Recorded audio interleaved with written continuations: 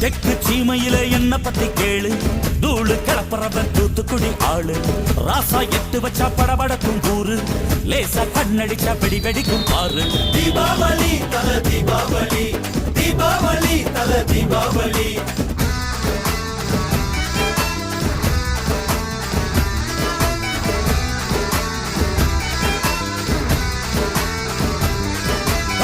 தெற்கு சீமையில என்ன பத்தி கேளு, தூளு கிளப்புறவன் தூத்துக்குடி ஆளு.